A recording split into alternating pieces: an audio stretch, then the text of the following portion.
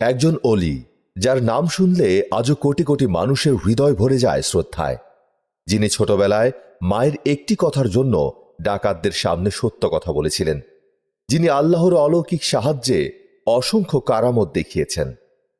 কে ছিলেন সেই মহান ব্যক্তি? কেন তাকে বলা হয় গাউসুল আজম?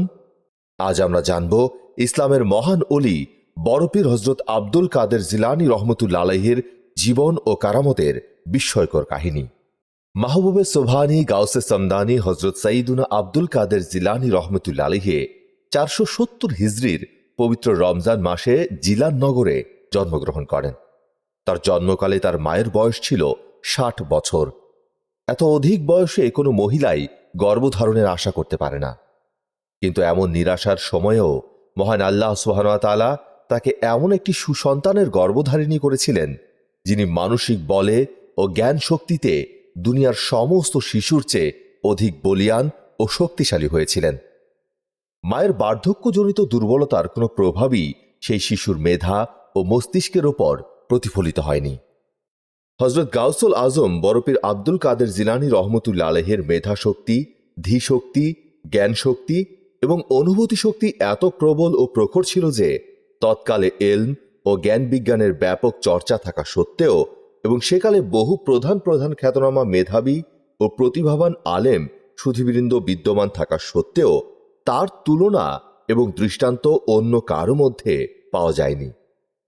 কোনো রাজকর্মচারীর মধ্যেও না, কোনো আলেমের মধ্যেও না, কোনো শায়খ বা পীরের মধ্যেও না, এবং কোনো শাসকের মধ্যেও না।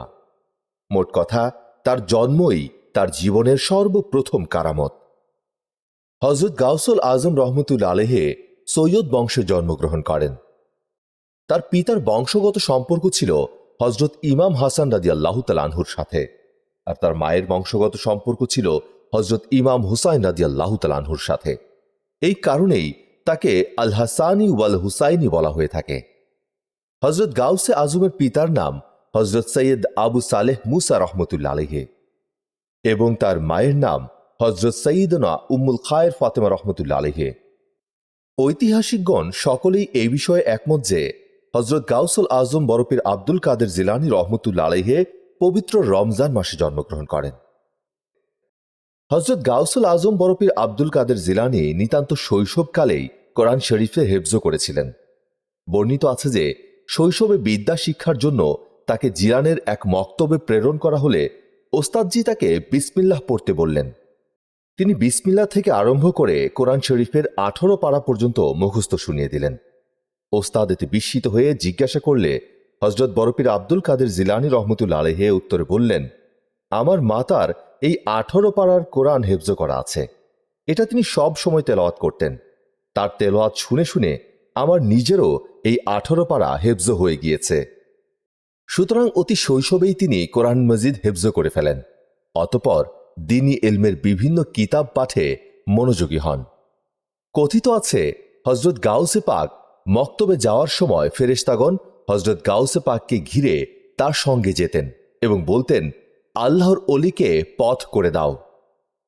কোরআন শরীফ হেফজ করার পর তিনি পিতামাতার নিকট বাড়িতে থেকেই লেখাপড়া করতে থাকেন। দিনরাত এবাদত বন্দেগী এবং এলম হাসিল করাই ছিল তার একমাত্র কাজ।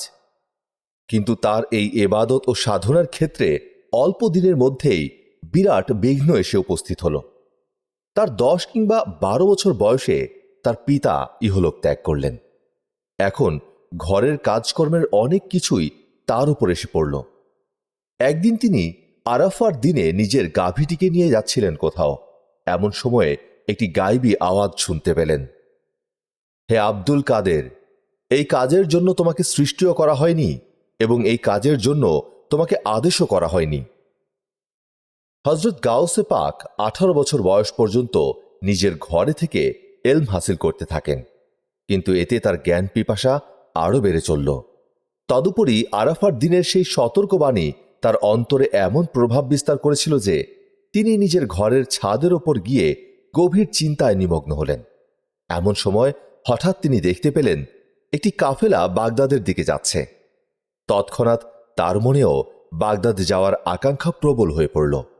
তিনি ছাদ থেকে দ্রুত নেমে এসে নিজের মায়ের কাছে বললেন, এলম হাসিল করবার জন্য আমাকে বাগদাদ যাওয়ার অনুমতি দিন। সেখানে হয়তো শ্রেষ্ঠ আউলিয়া কেরামের সোহবত লাভ করে বাতিনি এলমও আমি হাসিল করতে পারব। তার মা নিতান্ত বৃদ্ধা এবং দুর্বল ছিলেন। একমাত্র পুত্র আব্দুল কাদের ছাড়া তার দেখাশোনা করার মতো দুনিয়াতে আর কেউই ছিল না। তথাপি তিনি এলম হাসিল করবার জন্য পুত্রকে বিদেশ যাওয়ার অনুমতি দিলেন। তার নিকট স্বামীর কাছ থেকে পাওয়া ৮০টি স্বর্ণমুদ্রা ছিল। এ থেকে ৪০টি স্বর্ণমুদ্রা তিনি তার পুত্রের জামার বগলের নিচে সেলাই করে দিলেন, যেন কেউ এটার সন্ধান না পায়। অতঃপর তিনি তার প্রাণাধিক পুত্রকে আল্লাহ সুবহানাহু ওয়া তাআলার নিকট সোপর্দ করে বললেন, বাবা, কিয়ামতের পূর্বে হয়তো আর আমাদের পরস্পর সাক্ষাৎ হবে না, অতএব আমার এই উপদেশটি ভালোভাবে স্মরণ করে রেখো। যে কোনো পরিস্থিতিতেও কখনো মিথ্যা কথা বলো না। হযরত বড়পীর আব্দুল কাদের জিলানী রহমতুল্লাহ আলাইহি মায়ের কদমবুচি করে গৃহ হতে বের হয়ে পড়লেন এবং পূর্বকথিত সেই কাফেলার সাথে গিয়ে মিলিত হলেন। পূর্ব হতেই হযরত গাউসে আজমের গুণ গরিমার কথা দেশে ছড়িয়ে পড়েছিল, কাজেই কাফেলার লোকেরা তাকে চিনতে পারল। অতএব তিনি কাফেলার সাথে শান্তিতে ও সসম্মানে বাগদাদের দিকে অগ্রসর হতে লাগলেন। কিন্তু অদৃষ্টের লিখন খণ্ডাবার নয়। তারা হামদানের নিকটবর্তী হলে একদল ডাকাত এসে কাফেলার লোকজনকে লুটতরাজ করতে শুরু করল। ডাকাতেরা কাফেলার সর্বস্ব লুণ্ঠন করে হযরত গাউসে আজমের পাশে এসে দাঁড়াল এবং তাকে পর্যবেক্ষণ করতে লাগল।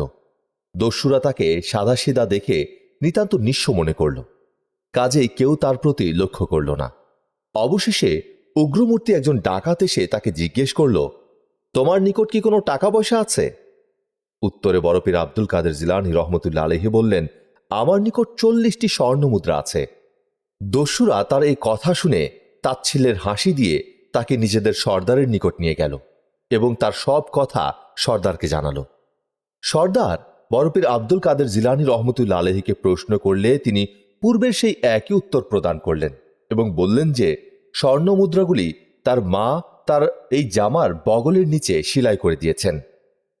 এতে দস্যু সর্দার অত্যন্ত আশ্চর্য হয়ে মুদ্রাগুলি জামার বগলের নিচ থেকে বের করবার জন্য একজন দস্যুকে আদেশ করল।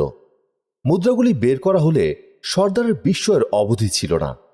সে হযরত গাউসে আজম বড়পীর আব্দুল কাদের জিলানী রহমতুল্লাহ আলাইহির এই স্বীকৃতির কারণ জিজ্ঞাসা করলে তিনি বললেন, বিদায়কালে আমার মা আমাকে মিথ্যা বলতে নিষেধ করে দিয়েছেন। এই কথা শুনে দস্যু সর্দারের মনে এক অপূর্ব ভাবান্তরের উদয় হল। সে ভাবল, এই বালক নিজের মায়ের আদেশ পালন করতে গিয়ে নিজের লুকায়িত ধনভাণ্ডার ডাকাতের হাতে তুলে দিল, আর আমি বিশ্বপালক মহান আল্লাহ পাকের আদেশ অহরহ লঙ্ঘন করে চলছি। আমার চেয়ে অধিক পাপিষ্ঠ আর কে আছে? হায়, আমার পাপাচারের শাস্তি কতই না গুরুতর হবে। অনুশোচনায় সে অস্থির ও উন্মত্ত হয়ে উঠল এবং নিতান্ত বালকের ন্যায় চিৎকার করে কেঁদে উঠল। অবশেষে হযরত গাউসে আজমের হাতে তওবা করল। তার অনুসরণকারী দস্যুরা বলল, সর্দার, এতদিন আমরা পাপ কাজে আপনার অনুসরণ করে আসছি, আজ নেক কাজেও আমরা আপনার অনুসরণ করছি।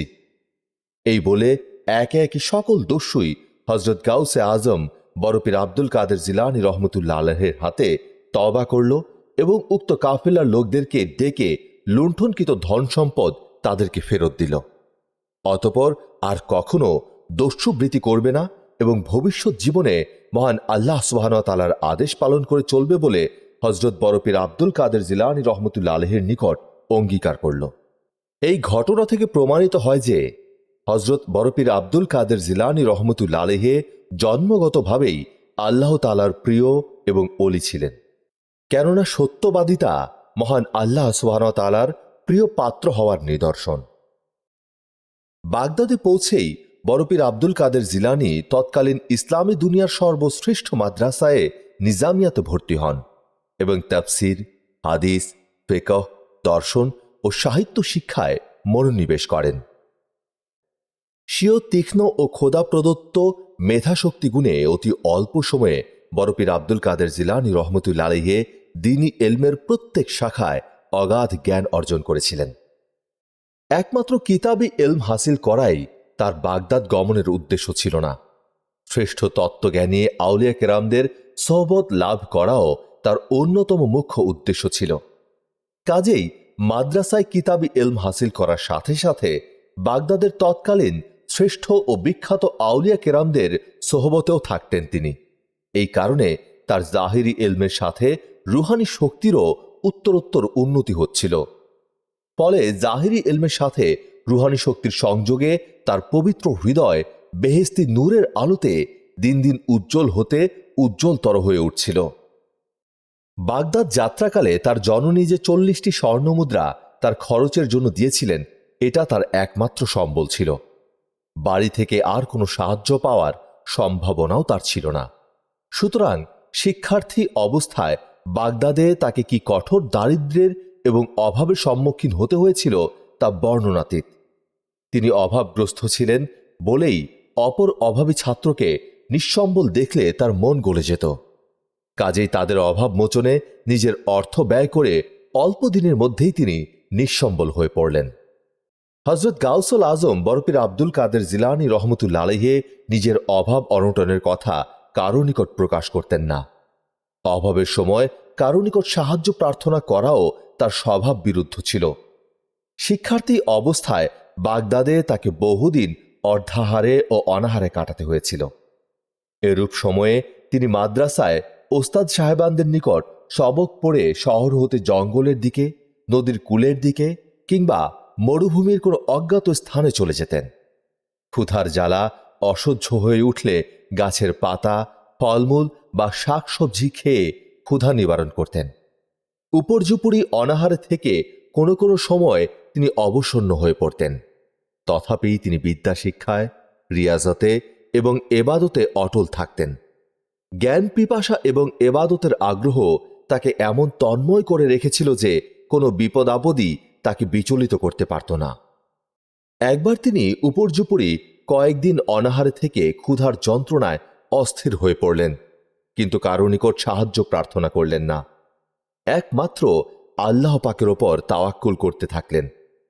এমন সময় তিনি হঠাৎ একটি গায়েবী আওয়াজ শুনলেন, কারো নিকট থেকে ধার নিয়ে নিজের অভাব মোচন করে নাও এবং এবাদতে ইলম হাসিল করায় মনোনিবেশ করো।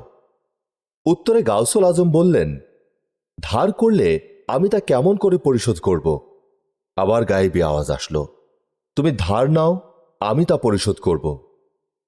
এই কথা শুনে বরপীর আব্দুল কাদের জিলানী রহমতুল্লাহ আলাইহি এক রুটিওয়ালার দোকানে গিয়ে ধারে রুটি গ্রহণ করে জীবিকা নির্বাহ করতে লাগলেন।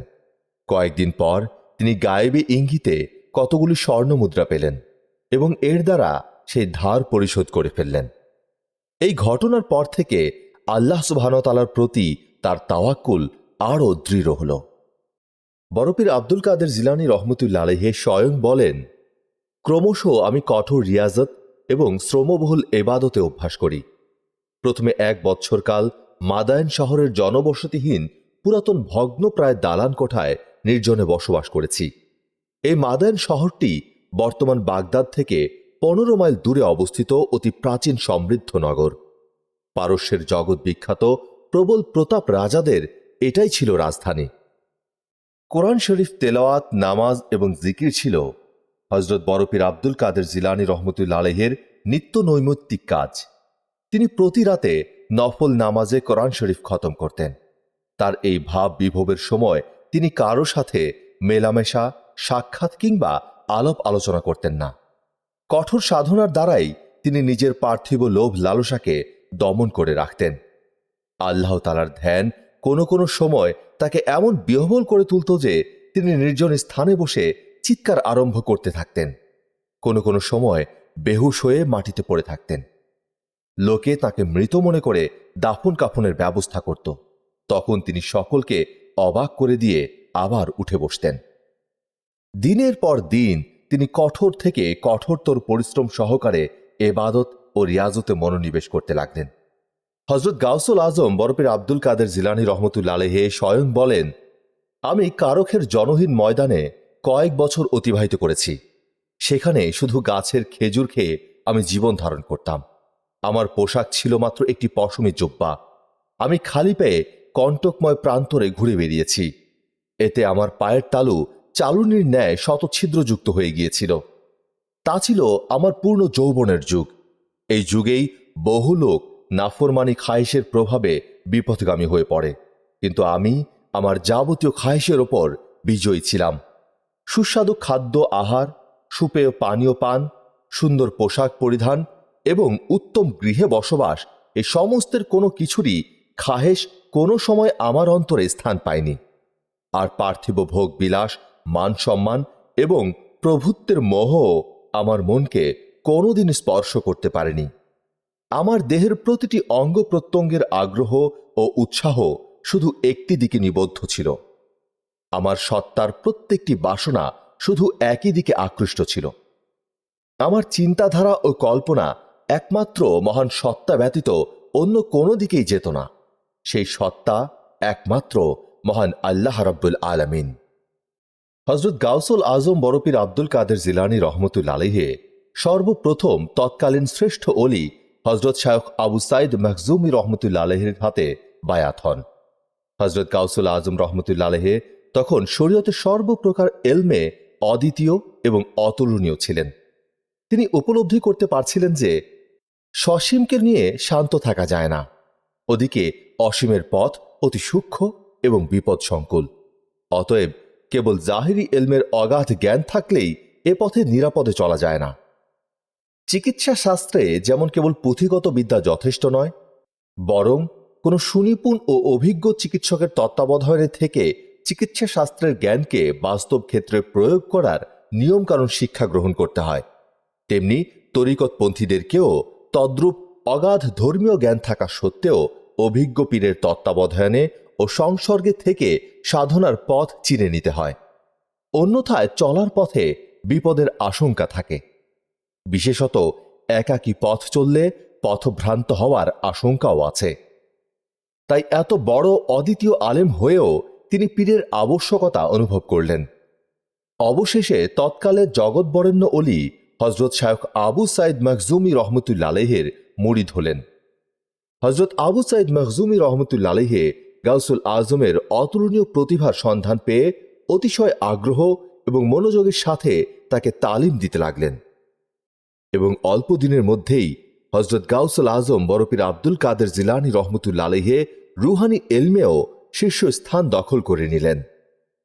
বড়পীর হযরত আব্দুল কাদের জিলানী রহমতুল্লাহ আলাইহি আমাদের শিখিয়েছেন সত্যবাদিতা, আল্লাহর ওপর ভরসা এবং ইসলামের পথে অটল থাকার শিক্ষা। আজও তার জীবন মুসলমানদের জন্য একটি উজ্জ্বল দৃষ্টান্ত। ভিডিওটি ভালো লাগলে লাইক দিন, কমেন্ট করে জানান আপনার মতামত, এবং ইসলামিক ইতিহাসের আরও এমন ভিডিও পেতে আমাদের চ্যানেলটি সাবস্ক্রাইব করুন।